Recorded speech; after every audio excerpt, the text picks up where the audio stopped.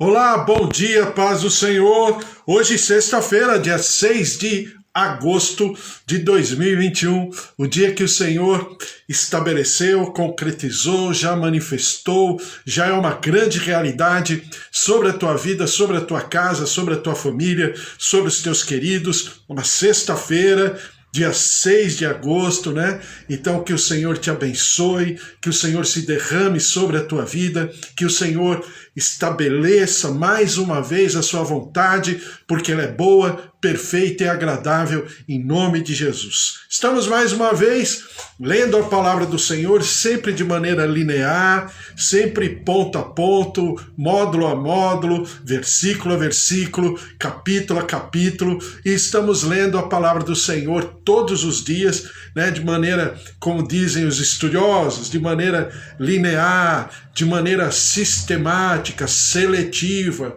eu diria até algumas vezes até exaustiva, né? Exaustiva no bom sentido, porque estamos pensando em cada assunto de maneira detalhada e é a nossa função, é o nosso propósito como igreja, né? E não tem como nós estarmos lendo a palavra do Senhor apenas em temas, né? Que também é importante. Claro que quando você se propõe a falar uma coisa, tem um tema, mas isso pode ser também de maneira mais, vamos chamar assim, mais didática, mais pedagógica, lendo a cada dia um pedaço, uma porção e pensando, refletindo a respeito, e assim a gente vai desenvolvendo aquilo que nós chamamos de inteligência da fé. Eu tenho fé, eu creio, mas como aquele pai daquele menino, quando ele intercede e pede pelo seu filho junto a Jesus Cristo, e o Senhor Jesus pergunta para ele, você crê? Ele fala, eu creio, mas ajuda-me na minha incredulidade. E outro texto no Evangelho fala, eu creio, mas acrescenta-me na minha fé. Né? Então é exatamente o sentimento desse pai, desse menino, que é honesto, que é sincero, que é transparente, mas que precisa de um socorro, que precisa de uma intervenção divina, que precisa da pessoa do Senhor Jesus ali para que altere a vida daquele garoto, daquele rapaz. Então é exatamente isso que a gente pensa todos os dias. Nós queremos que a nossa família, a nossa casa, os nossos queridos sejam alterados, transformados, né? E que sejam salvos e possamos na vida deles refletir exatamente essa glória, esse ambiente de glória, esse ambiente celestial no qual nós somos representantes, né? Ou do qual somos representantes, porque a Bíblia fala que nós somos embaixadores do Senhor e a nossa cidade, a nossa pátria não é terrena, mas ela é celestial, como diz lá em Filipenses capítulo 3, versículo 20. Então, é exatamente dessa maneira que a gente vai pensando todos os dias. Estamos falando sobre escatologia. Por que escatologia? Porque estamos lendo o livro de Mateus. E por que eu sempre paro no livro de Mateus, quando eu leio a respeito do último sermão profético de Jesus, eu paro para falar sobre escatologia, porque Jesus, de uma maneira muito destacada, muito profunda em Mateus, principalmente no livro de Mateus, Jesus fala muito de reino, né? E o livro de Mateus é o livro que mais tem essa palavra, reino, e não é o reino de Deus, né, como está em Lucas e em Marcos, e também não é o reino, o próprio reino de Jesus, mas ele fala de reino dos céus, geralmente no plural céus. Então eu aproveito esse momento para poder falar a respeito disso, tá vendo? Como é importante ler, pensar e meditar a respeito. Então Jesus fala muito, e o livro de Mateus, inclusive nas próprias parábolas, né? E o reino dos céus é semelhante a, né? E aí você tem, por exemplo, ali em Mateus capítulo 12, né? Que é o capítulo das parábolas, né? Que são 7 parábolas, sendo que 6 diz assim, o reino dos céus é semelhante a, e aí fala lá a respeito dessas 6 figuras de linguagem que o Senhor se utiliza para poder ensinar o que significa o reino dos céus. Então, a gente está falando de escatologia. Dentro do tema escatologia, nós estamos falando de vários assuntos já. Já falamos do anticristo, já falamos dos rumores de guerra, já falamos da tribulação, já falamos do pregar o evangelho em todo o mundo, né? Já falamos do que significa arrebatamento, quem estará apto ao arrebatamento e por que nós entendemos que dentro da volta do Senhor Jesus existe de maneira destacada o arrebatamento e a volta do Senhor Jesus. Amanhã eu creio que vai voltar a esse assunto, só para a gente, mais uma vez, pensarmos sobre as escolas teológicas a respeito. É bom a gente pensar, até para que a gente possa criar, né, assim, um juízo de valor sobre cada escola teológica sobre a escatologia. E, ao mesmo tempo, nós termos a nossa opinião. Né?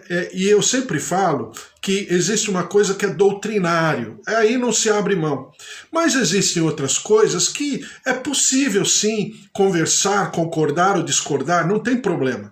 Por quê? Porque é um ponto de vista dentro daquilo que Deus nos mostra, da nossa relação com o Senhor, e isso não vai alterar. Por exemplo, o que é doutrinário? A volta do Senhor Jesus. Tá? O que é doutrinário? O julgamento. Sendo que julgamento de justos é diferente do julgamento de injustos. Né? Por quê? Porque são até feitos em momentos diferentes. Então são coisas que a Bíblia está falando textualmente, não tem como alterar. Sendo que o grande, primeiro e principal julgamento já é em terra. Né? Já é durante a nossa história, a nossa estada na terra.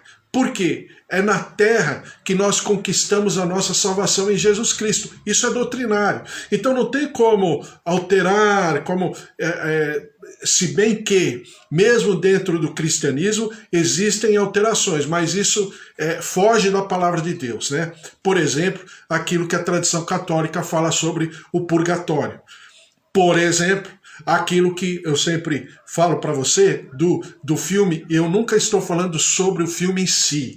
Tá, eu acho que o filme é bom. Outro dia mesmo, as meninas estavam conversando com a Cláudia e falavam a respeito de assistir esse filme. Nada contra assistir o filme, desde que haja um entendimento que esse filme não tem nada a ver com a volta do Senhor Jesus e com o arrebatamento no que diz respeito à segunda chamada, como se fosse uma doutrina, e não é. A segunda chamada, se é que eu posso chamar assim, né, é tão somente a ação da misericórdia, a ação da compaixão de Deus sobre o primeiro grupo que rejeitou Jesus como Rei e Senhor, que é o grupo de Israel. Não tem nada a ver com o grupo que eu chamo de povo gentílico, no qual nós fazemos parte. Né? Mas, enfim, aí a gente foi conversando a respeito. Então, depois vem a grande tribulação. Por que eu faço distinção entre grande tribulação e tribulação? Porque eu creio que se Jesus fala grande tribulação, é porque existe uma outra tribulação. Creio eu que nós estejamos vivendo essa tribulação hoje. Né? Nós já estamos em tribulação. Não tem como, né? Haja visto o que está acontecendo, por exemplo, nessa semana. Em muitos países, principalmente do hemisfério norte, sobre de um lado muita chuva, do outro muito calor e do outro até grandes regiões pegando fogo por causa da sequidão. Haja visto o que está acontecendo nas ilhas gregas, haja visto o que está acontecendo, por exemplo, na Alemanha, haja visto o que está acontecendo em várias regiões do globo terrestre. Aí eu falei para você, quando a gente falava ainda da tribulação ou da grande tribulação a posteriori, e a gente conversou, eu falei para você, a questão toda é que esses acontecimentos sempre houveram no mundo durante toda a história da humanidade, só que esses eventos estão cada vez mais regulares.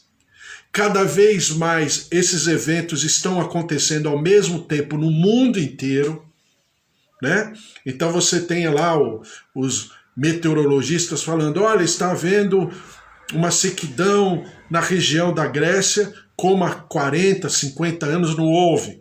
Outro lugar está falando, olha, as cheias aqui na nossa região norte do país, né? Estão falando aí que existem lugares que está enchendo de água que há 100 anos não se ouvia falar de uma cheia tão grande, quando o rio passa da margem, né? A quantidade, a altura, a metragem dessa passagem, desse transbordar do rio, né? Do leito normal, original. Então você tem toda essa alteração. Isso tudo acontecendo ao mesmo tempo.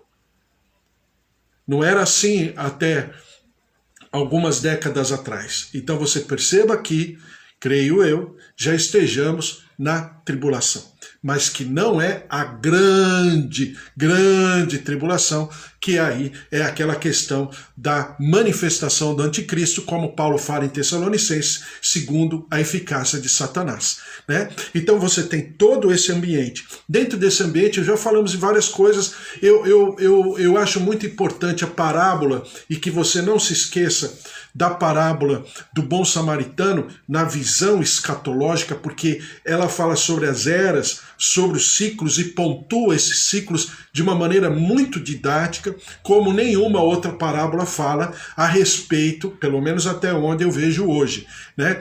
Como nenhuma outra parábola fala a respeito do processo escatológico e do avanço da palavra de Deus, do cumprimento da palavra de Deus, né? Entendemos que por causa disso, dentro da parábola do bom samaritano, vivemos, entre aspas, não estou falando de maneira matemática, calendário, porque até porque os nossos calendários, seja o calendário gregoriano, romano, seja o calendário lunar, judaico, hebraico, seja qual for o calendário, eles têm algumas falhas, né? De algumas décadas, de alguns anos. Então não tem como falar de maneira matemática, até porque Deus não quer que a gente faça isso de maneira matemática. Mas a gente pode falar de eras, de ciclos. Então nós, entre Adão e Jesus, nós entendemos como 4 ciclos, ou seja,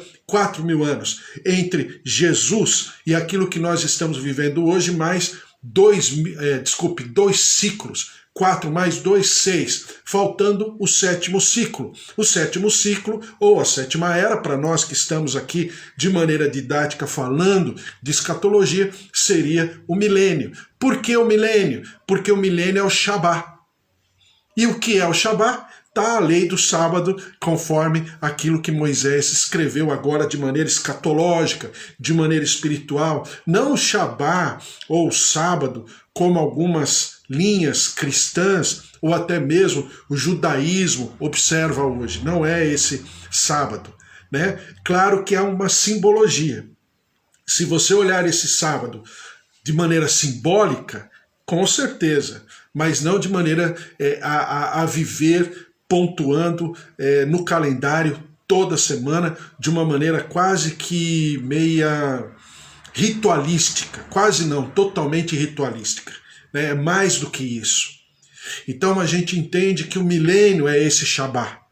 Por que o milênio é esse Shabá? E nós estamos falando a respeito, e eu quero, em nome de Jesus, terminar hoje esse assunto, por enquanto. Ô Alex, tudo bem? Aliás, deixa eu cumprimentar aqui todo mundo. Pastora Mara, Deus abençoe o seu Ulisses também, a Milena, Deus abençoe o Douglas, netos, Deus abençoe a todos aí, pastora Mara, Deus abençoe a todos, em nome de Jesus, o Senhor esteja também sobre a sua nora, sobre os seus netinhos, Deus abençoe também a minha tia Alzira, minha tia Rosália, sempre orando pelo meu primo Alexandre, já falei ontem ou antes de ontem, eu não lembro, acho que antes de ontem, né?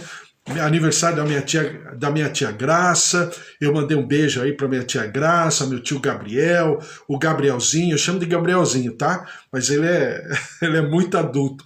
Gabrielzinho, sua família, a Aline também, sua família, e também o Daniel e sua família. Deus abençoe essa família abençoada, poderosa, uma serva do Senhor, minha tia Graça, e também com ela, todos os meus tios, primos e sobrinhos e netos e genros e noras. Deus abençoe a todos em nome de Jesus. Meus pais também, seu João, dona Dária, seu Toninho, dona Nadir, Bispo Antônio, um beijo para o senhor e também para sua família, Suzy e Priscila. Estou orando pela sua cirurgia.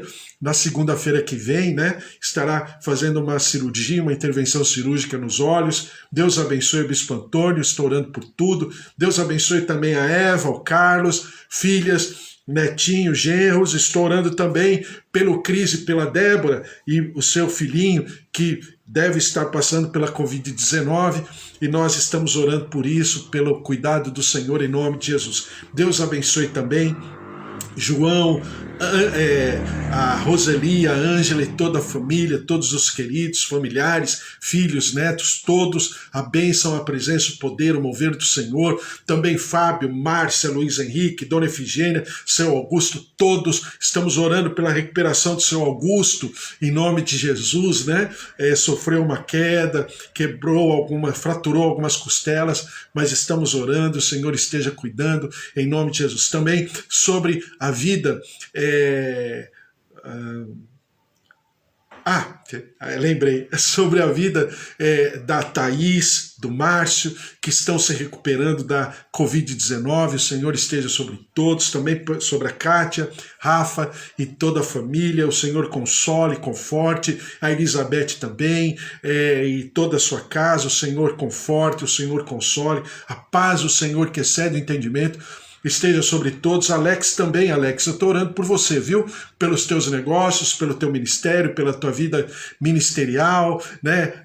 Essa nova etapa aí dos teus negócios, o Senhor esteja sobre a tua vida e também sobre o teu ministério, como levita na casa do Senhor, o Senhor te abençoe. Também o pastor José Pinheiro, de Manaus, junto com a sua casa, a sua família, as intervenções cirúrgicas que seus pais passarão lá em Manaus, eu estou orando também, o Senhor esteja sobre todo mundo em nome de Jesus. Glória a Deus. E agora, voltando aqui a falar do milênio, o Senhor, então, ele nos mostra que esse milênio é necessário, como Shabá, durante toda a lei mosaica, era necessário observar. E por que é necessário observar? Porque se a gente vai na origem, o Senhor criou, né, o universo em 6 dias e no 7º dia descansou. E a gente já entende que não é dia 24 horas, até porque o nosso Deus é um ser atemporal e tudo que ele faz existe essa atemporalidade, ou seja, a ausência de tempo. Então, dentro dessa lógica, e nós entendemos que o milênio é exatamente esse 7º ciclo, essa 7ª era, quando a Terra descansa, quando o universo descansa, quando equilíbrio pleno, perfeito, em justiça, em paz se manifesta. Então o milênio é necessário para isso, para que nós até como humanidade, e também os anjos do Senhor e todos, possamos contemplar o perfeito do Senhor. E é nisso que eu quero falar hoje. Eu falei para você ontem que eu vou pontuar hoje, falando exatamente do que significa. Agora eu vou falar assim, ó. Eu já falei a respeito que é doutrinário. Agora eu vou falar que é uma especulação. Por que especulação? Porque é minha opinião. Então não é doutrinário, não precisa discutir com alguém por causa disso, mas é aquilo que eu creio, naquilo da minha relação com Deus, na maneira que eu leio a palavra de Deus, então eu estou falando na minha opinião, tá? Então na minha opinião, só para a gente entender o milênio nesse sentido didático, ainda que algumas coisas, talvez chegue amanhã e fale, isso aqui é um pouquinho diferente, mas entende a linha de raciocínio. Eu sempre falo para você que é necessário nós termos uma mente bíblica, uma mente, né, que possa entender os propósitos de Deus desde a origem. Bom, então quando a gente olha lá, a gente lê em Gênesis que quando o Senhor começa a criar o universo, eu já falei para você, né, que não tem noite, então era tarde e manhã do dia seguinte, né? E o Senhor Deus sempre está na frente, né? Porque é exatamente essa maneira que o Senhor age. Ele sempre está à frente de nós, em tudo. Então, você tem ali que são 6 períodos. E a Bíblia fala que, e viu Deus que era bom. e assim vai para o dia posterior. E viu assim, e viu Deus que era bom, e vai para o próximo dia.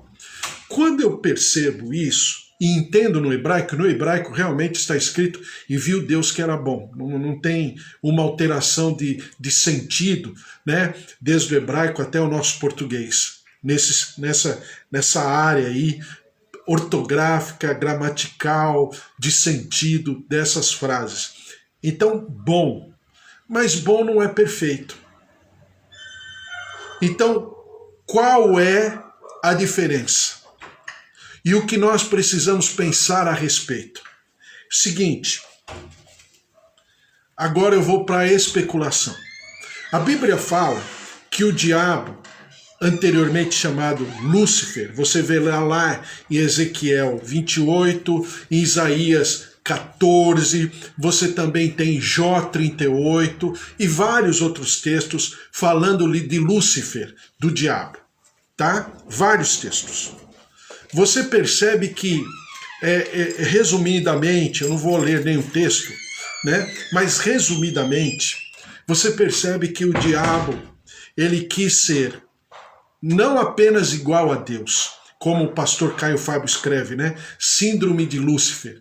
Eu sempre falo que eu tenho uma certa... Mas eu entendo o livro, eu não estou falando contrário ao livro. Aliás, é um dos livros que eu creio seja um livro necessário para o nosso entendimento. É um livro muito importante, já de muitas décadas, que o pastor Caio Fábio escreveu. Mas ele fala síndrome de Lúcifer. Eu creio o seguinte, que não é síndrome de Lúcifer, é síndrome de Deus, né? Mas aí é a minha opinião. Por quê? Porque é o diabo querendo ser Deus. Mas o diabo, a Bíblia fala que não queria ser apenas Deus, mas queria estar acima de Deus, no nível acima. E aí houve o que houve, você tem lá em Jó 38, de maneira figurada, de maneira poética, a queda de Satanás. Né? Então, a Bíblia fala que por causa da sua corrupção, por causa do seu comércio, como fala em Isaías, Ezequiel, o diabo foi pego, Lúcifer foi pego no contrapé, foi pego em pecado, em transgressão e iniquidade. Tá? Então, dentro dessa lógica, você perceba que no mundo eterno, ou seja, atemporal, sem tempo, né? Mas eu vou falar agora como se fala didaticamente na teologia, eternidade passada, eternidade presente, eternidade futura, mas apenas só para localizar. Porque se é eternidade não tem tempo, lógico, mas apenas só para a gente se localizar.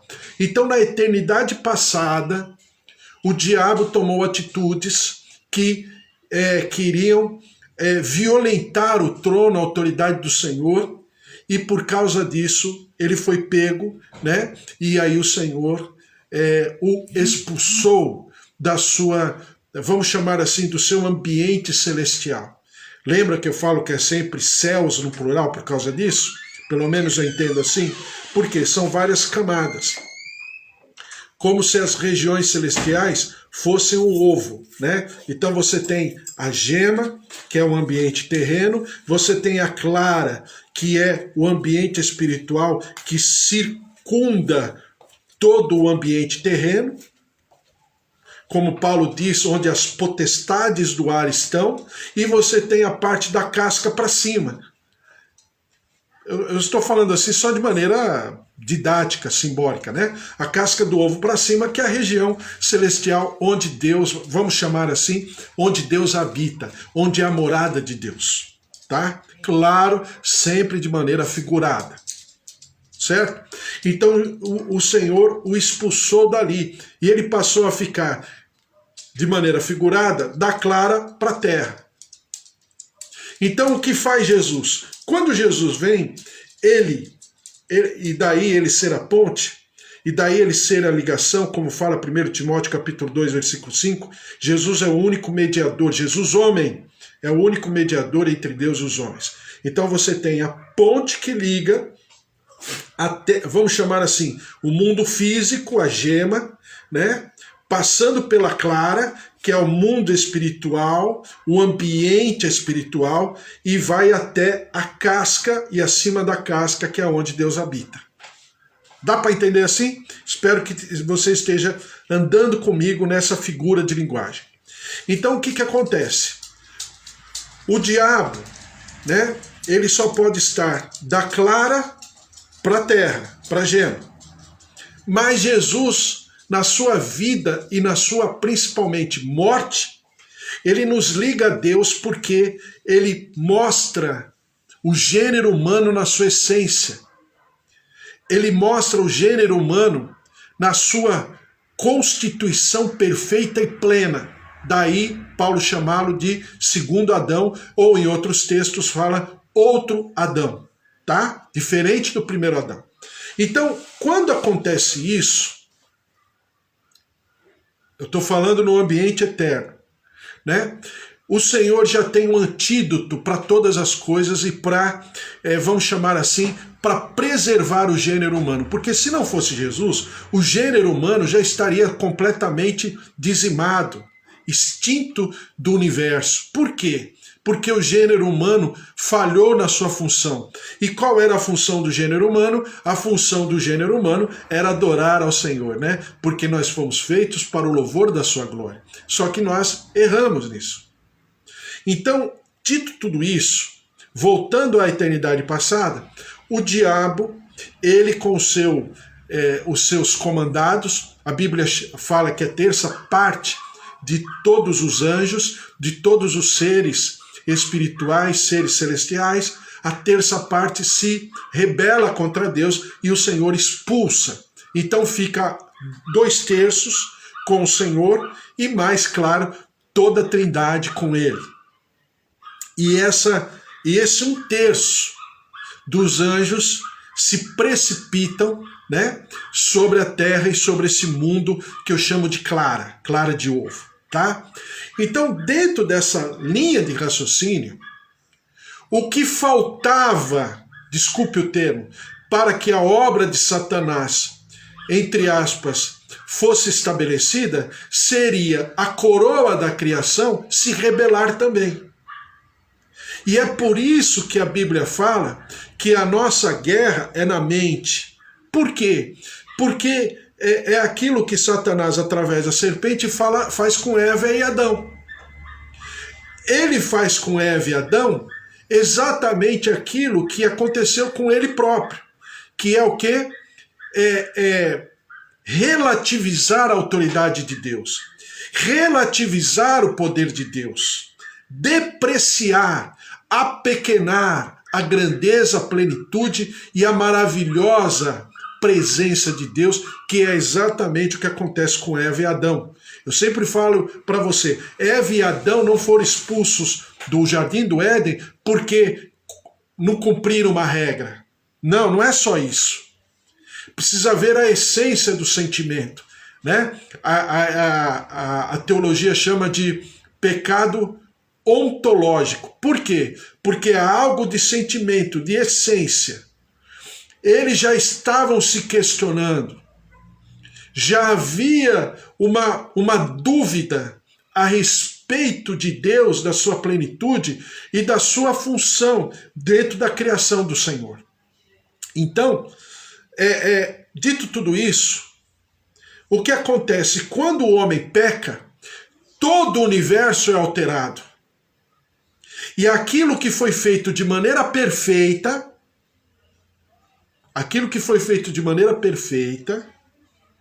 foi alterado para a maneira boa. Por quê? Porque o pecado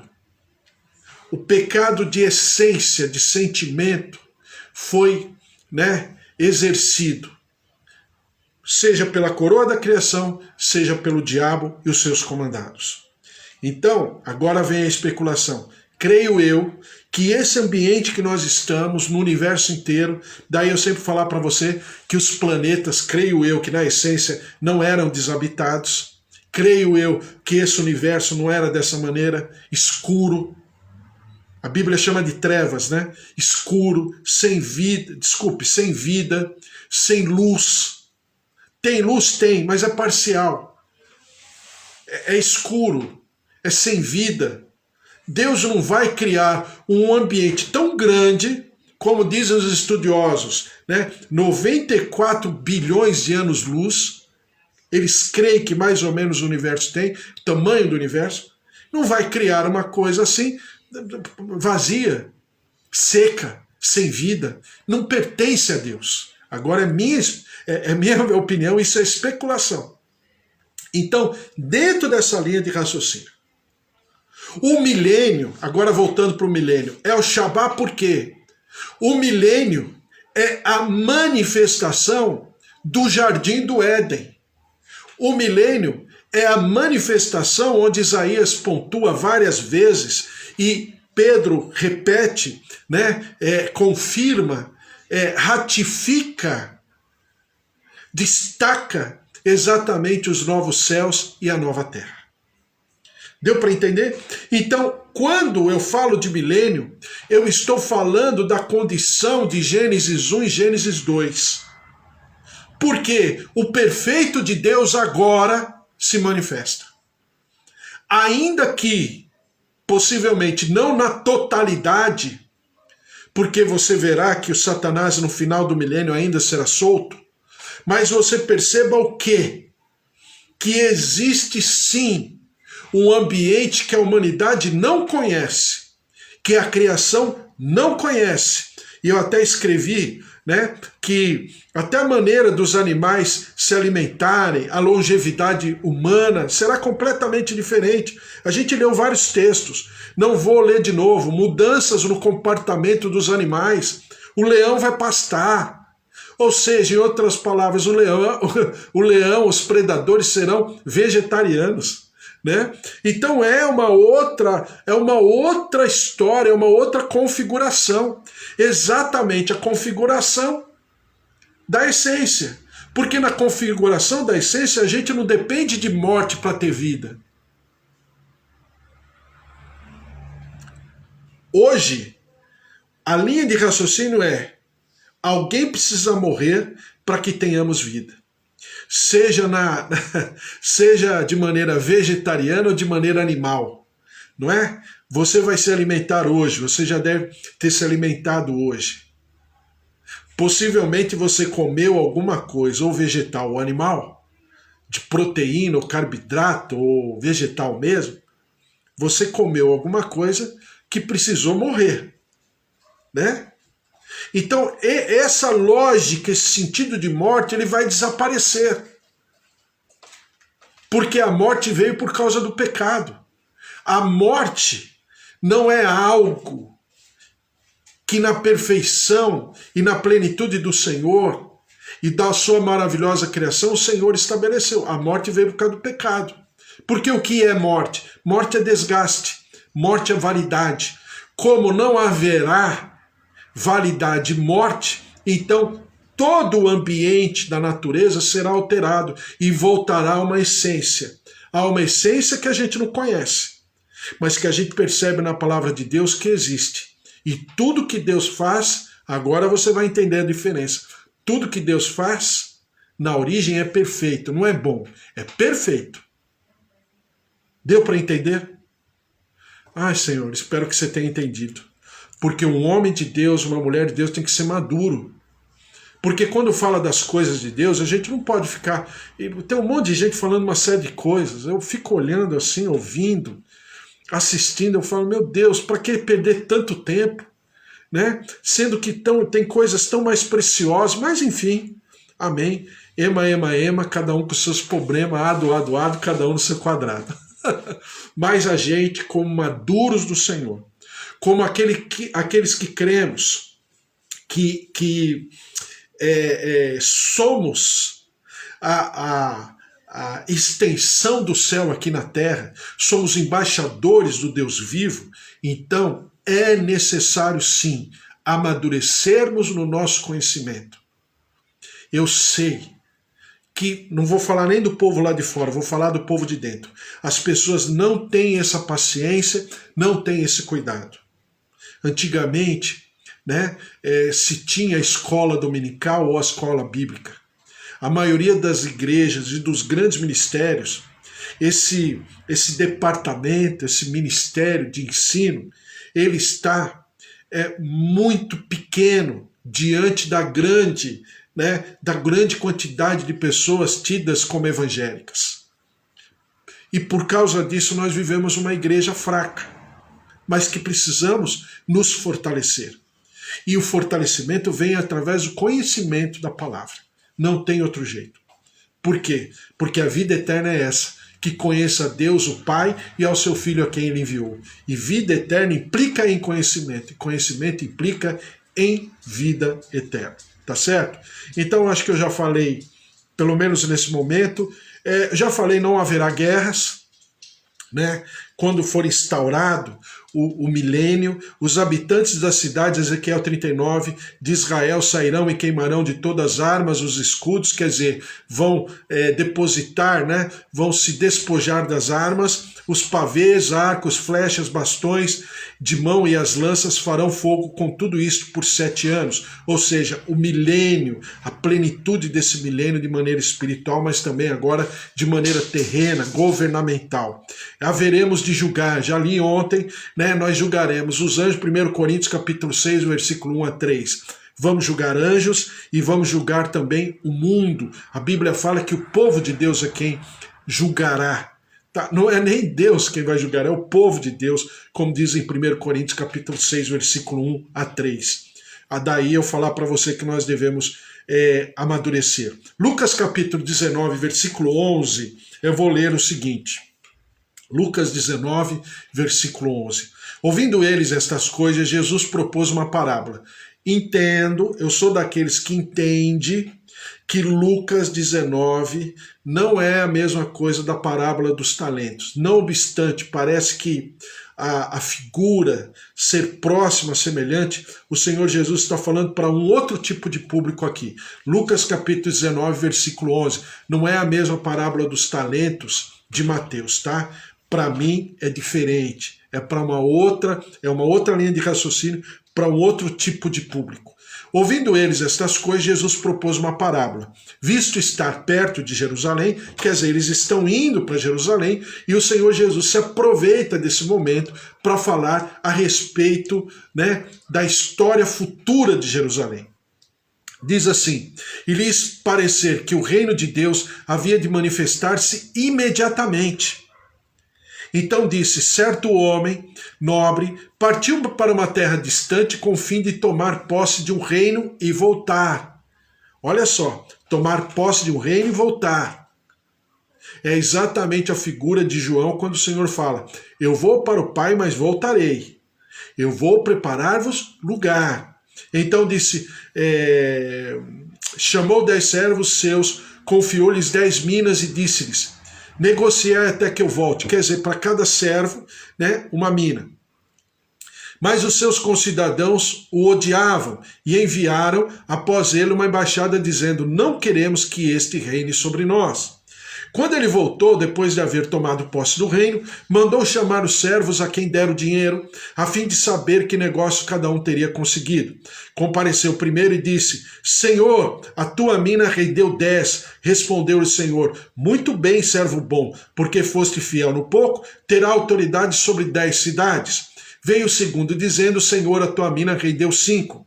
Aí a este disse, terás autoridade sobre 5 cidades. Então, só para pegar esse texto, essa pequena porção dessa parábola, falando o seguinte, que nós reinaremos com o Senhor. E na distribuição das recompensas, né, e dos galardões, haverá sim um comando, haverá sim um reino, haverá sim um rei. E o Senhor nos chamará para trabalharmos tudo isso, tá? Apocalipse capítulo 20, versículo 4 diz assim, vi também tronos e nestes sentaram-se aqueles aos quais foi dada a autoridade de julgar, ou seja, o povo de Deus. Vi ainda as almas dos decapitados por causa do testemunho de Jesus, que bem como por causa da palavra de Deus, tantos quantos não adoraram a besta, nem tampouco a sua imagem, agora o grupo gentílico e o grupo de Israel será um. e não receberam a marca da fronte na mão e viveram e reinaram com Cristo durante 1000 anos. Apocalipse capítulo 20, versículo 4. E Daniel, diz assim, Daniel 7, 25, proferirá palavras contra o Altíssimo, magoará os santos do Altíssimo e cuidará em mudar os tempos e a lei. E os santos lhe serão entregues nas mãos. Agora versículo 27. O reino e o domínio e a majestade dos reinos debaixo de todo o céu serão dados ao povo dos santos do Altíssimo. Então, nesse milênio, não é Jesus de maneira, vamos chamar assim, unitária vai governar, mas de maneira coletiva, porque Jesus governará e o seu povo com ele. Tá? Vou repetir versículo 27 de Daniel capítulo 7. O reino e o domínio e a majestade dos reinos debaixo de todo o céu serão dados ao povo dos santos do Altíssimo. O seu reino será reino eterno e todos os domínios o servirão e lhe obedecerão. Então, as promessas dos novos céus e nova terra, já li, só para terminar e resumir, 2 Pedro capítulo 3, versículo 13. Nós, porém, segundo a sua promessa, esperamos novos céus e a nova terra, nos quais habita a justiça. Então, essa é a nossa esperança. Ainda que oremos pelo planeta Terra, ainda que oremos pelo Brasil, ainda que jejuemos, estejamos em consagração e intercessão, clamando pela paz na terra, nós sabemos que a perfeição da natureza não será por causa de um ambiente político, não será por causa de grupos A ou B, mas será por causa da manifestação plena da palavra de Deus e do dono, do proprietário dessa palavra, que é Jesus Cristo. Isaías 51, versículo 14. O exilado cativo depressa será libertado, lá não morrerá, lá não descerá a sepultura, o seu pão não lhe faltará, pois eu sou o Senhor teu Deus que agita o mar, de modo que bramem as suas ondas. O Senhor dos exércitos é o meu nome, põe as minhas palavras na tua boca e te protejo com a sombra da minha mão, para que eu estenda novos céus, funde nova terra e diga a Sião: tu és o meu povo, desperta, desperta, levanta-te, ó Jerusalém, que da mão do Senhor bebeste o cálice da sua ira, o cálice de atordoamento e o esgotaste. Entendeu? Então o cálice da ira de Deus vai se derramar por sobre quem? Em primeiro lugar, por aqueles que não obedeceram, ou não entenderam, ou não receberam Jesus como Senhor e Salvador. Mas que num outro momento, no milênio, será esse grupo, e esse grupo gentílico e de Israel, serão uma só nação, debaixo de um só rei e um só Salvador, Jesus Cristo. Tá certo? Glória a Deus, vamos orar e colocar tudo diante do Senhor em nome de Jesus. Todos vocês que estão aqui, orarmos pela nossa casa, pela nossa família, nossos negócios, essa sexta-feira, para vocês que estão no comércio, que nem a Amanda, que nem o Alex, o Jadson também, que seja um final de semana, Dia dos Pais, que seja um final de semana abençoado, de prosperidade, de sucesso, em nome de Jesus. Vamos orar e colocar tudo isso diante do Senhor, em nome de Jesus. Amém, Bispo Rubens, Deus abençoe a você e sua família também. Amém, Alex, Deus abençoe você aí, o teu trabalho e as tuas perspectivas, projetos e propósitos, como trabalho, como capacitação, realização, conquistas, vitórias, o Jadson também, todos que estão aqui no trabalho, Mara, pastora Mara e todos, em nome de Jesus. Vamos orar. Senhor, nosso Deus, nosso Pai, nós te agradecemos e te louvamos mais uma vez pela tua palavra. Te agradecemos porque a tua palavra é maravilhosa, ela vai nos alegrando, ela vai nos deixando mais vigorosamente preparados para vivermos aquilo que é o teu propósito, a tua vontade, a tua palavra, as tuas promessas. Por isso, ó Deus, dá-nos essa condição, dá-nos, ó Deus, a plenitude do Senhor sobre cada um de nós que estamos aqui. E nós entendamos a tua palavra dessa maneira, de uma maneira maravilhosa, de uma maneira assim simples, tranquila, mas com bastante profundidade, sabendo de todas as coisas, e nada, nenhum tema, nenhuma situação, nenhuma circunstância seja para nós um enigma, mas em tudo nós aprendamos do Senhor. Por isso, Espírito Santo, derrama-te com a tua unção, com o teu batismo, com a tua plenitude, com o teu fogo santo, para que nós possamos viver a par e passo aquilo que é bom, perfeito e agradável. Derrama-te, ó Deus, derrama-te sobre, Senhor, em nome de Jesus, cada um que está aqui, nossos familiares, nossos queridos, os avós, os tios, os idosos, sobrinhos, netos, filhos, pai, mãe,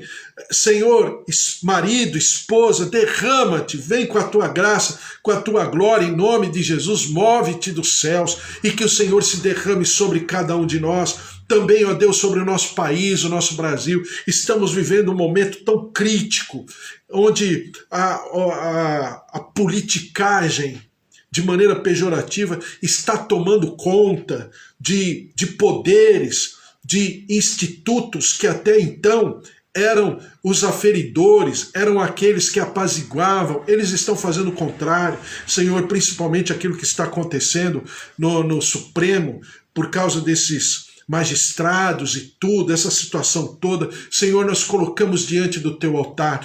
Tem misericórdia do nosso povo, tem misericórdia do nosso povo, ó Deus, da nossa gente, da nossa nação, porque tudo que acontece lá no Olimpo, ó Deus, vem resvalar, vem, ó Deus, numa situação difícil, vem tocar no povo, na situação mais assim, depreciativa possível. Por isso, derrama-te com a tua graça, com a tua glória, com o teu poder, move-te dos céus. Nós te clamamos pelo nosso país, nós te clamamos, ó Deus, por essa situação de pandemia, Senhor, em nome de Jesus, porque o Senhor é Deus, e o Senhor vem com a tua cura, com a tua restauração, com a tua restituição, com a tua libertação, quebra toda a maldição da terra, da nossa gente, e ao mesmo tempo perdoa-nos no nosso pecado, e nós daremos sempre ao Senhor toda a honra e toda a glória. E nós aqui, Senhor, visita-nos no nosso corpo, no nosso vigor, na nossa vitalidade, membros, tendões, nervos, coração, artérias, veias, pulmões, olhos, ouvidos, tireoide, células. Senhor, derrama-te, taxas, vem com a tua cura, com a tua saúde. Move-te, ó Deus, em favor dos teus servos, da tua casa, dos teus queridos filhos, de nós todos como família bendita, abençoada. Senhor, derrama-te com a tua saúde, liberta-nos de toda enfermidade, de toda comorbidade, de toda vulnerabilidade, Senhor, não só no corpo, mas na mente, no emocional. Fortalece-nos e nós daremos sempre ao Senhor todo louvor, toda honra e toda glória. E que nós, ó Deus, como o Jadson que está aqui, o Alex, o Bispo Antônio, o Pastor Amara, todos os outros que estamos trabalhando e tudo, ó Deus, que seja um final de semana, uma sexta-feira maravilhosa, um final de semana, ó Deus, de prosperidade, de sucesso, de vitória. A Eva também, o Carlos, sua família, que seja um tempo de resgate, de restauração financeira, material, e que nós possamos, ó Deus, caminhar por um caminho pavimentado pelo Senhor, até mesmo no nosso sucesso profissional, financeiro. E nós daremos sempre ao Senhor toda a honra e toda a glória. Por isso, ó Deus, abençoa essa sexta-feira, que seja uma sexta-feira inesquecível, memorável, abençoada, protegida pelo Senhor, nossa casa, nossa família, nossos queridos, e nós daremos sempre ao Senhor todo louvor, toda honra e toda glória. Em nome de Jesus. Amém. Amém? Glória a Deus, que o amor do Deus Pai Todo-Poderoso, que fez o céu e a terra, e a vida vitoriosa em Jesus Cristo, e as consolações do Espírito Santo da promessa, estejam sobre a tua vida, a tua casa, a tua família, os teus queridos, em nome de Jesus. E nunca te falte nem coisa pequena nem grande, mas em tudo, aquilo que é bom, perfeito e agradável, se derrame sobre a tua vida. Porque se Deus é por nós, quem será contra nós? Se o Senhor é o nosso pastor, de nada nós teremos falta em nome de Jesus. Amém? Glória a Deus. O Jadson fala, feliz Dia dos Pais. Feliz Dia dos Pais também para você, Jadson. Feliz Dia dos Pais para todos. Em nome de Jesus, que seja um final de semana muito especial, em nome de Jesus, tá bom? O Bispo Antônio já comemorou, né? A semana passada já comemorou. No final de semana passada já comemorou o Dia dos Pais. Deus abençoe, mas comemora de novo. Então que Deus te abençoe, o Senhor esteja sobre a tua vida. Uma sexta-feira maravilhosa, em nome de Jesus. Um beijo. E até amanhã, sábado, às 10 horas da manhã, tem mais sobre a tua vida, sobre a tua casa e tua família. Então não se esqueça, compartilhe, dê o teu joinha, o teu coraçãozinho, se inscreva lá no YouTube, no Instagram, no Facebook e distribua a palavra do Senhor. Um beijo, até amanhã, tchau, tchau.